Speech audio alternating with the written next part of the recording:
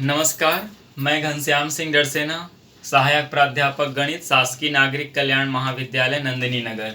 आज हम बीएससी भाग 2 पेपर फर्स्ट यूनिट 1 के कॉची अनुक्रम के बारे में डिस्कस करेंगे। कॉची सीक्वेंस पर इसकी डेफिनेशन है कि वास्तविक संख्याओं का अनुक्रम an एक कॉची अनुक्रम कहलाता है यदि प्रत्येक एप्सिलॉन ग्रेटर देन 0 के लिए n0 बिलोंग्स टू n का अस्तित्व इस प्रकार होता है कि mod of am minus an is a less than epsilon for all m n is greater than or equal to n0.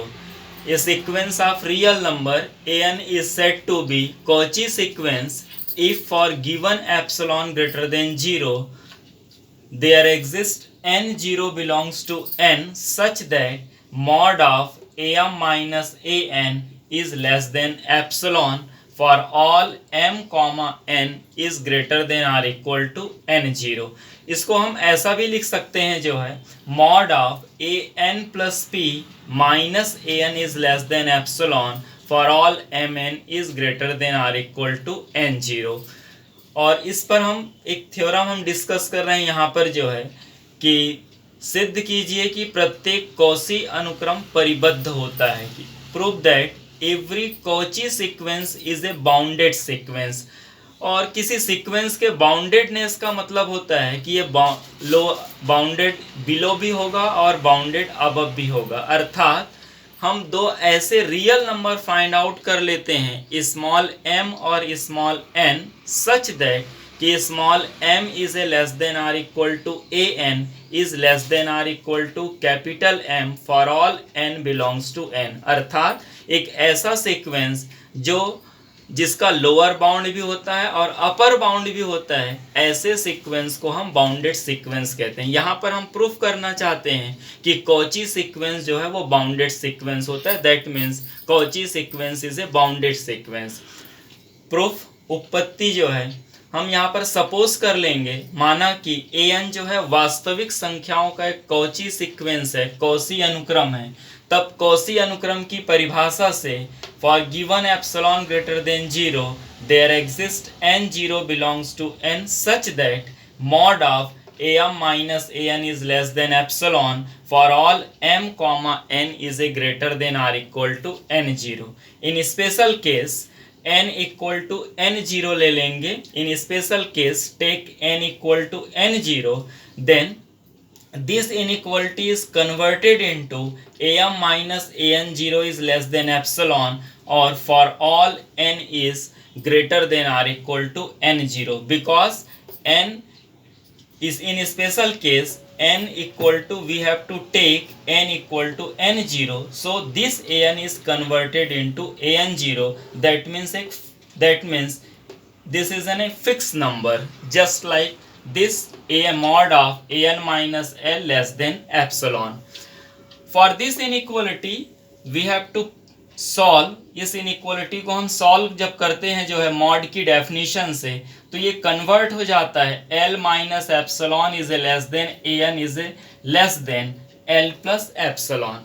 ठीक इसी प्रकार से ये जो इनइक्वालिटी है ये कन्वर्ट हो जाएगा an0 minus epsilon is a less than am is a less than an0 plus epsilon for all m greater than or equal to n0. जब आप इस इनइक्वालिटी को देखते हैं तो यहाँ देखिए दो नंबर एग्जिस्ट हो रहा है जो है, एक नंबर है an0 माइनस एप्सिलॉन और दूसरा नंबर है an0 प्लस एप्सिलॉन.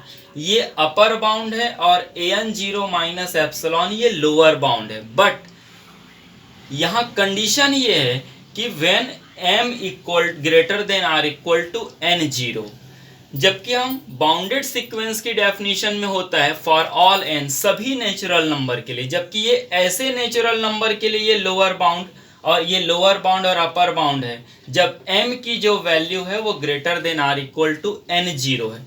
अर्थात ऐसे सभी नेचुरल नंबर, हम जानते हैं कि नेचुरल नंबर 1 से स्टार्ट होता है, इसलिए ऐसे सभी नेचुरल नंबर जो n0 से पहले हैं उनके लिए हमको लोअर बाउंड और अपर बाउंड डिसाइड करना है.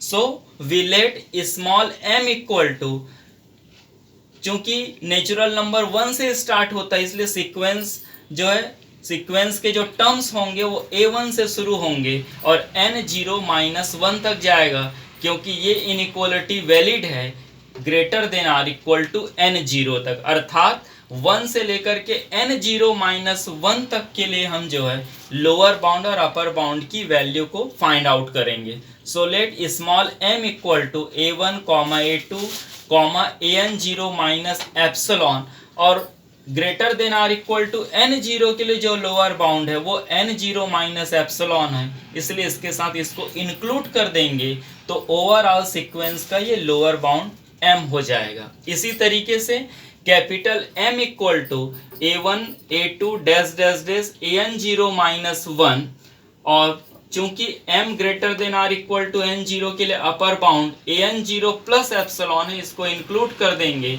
तो ओवरऑल सीक्वेंस के लिए अपर बाउंड जो है कैपिटल M हो जाएगा। So we get small m is a less than or equal to an is a less than or equal to capital M for all n belongs to n. That means sequence an is a bounded. So Cauchy sequence an is a bounded sequence.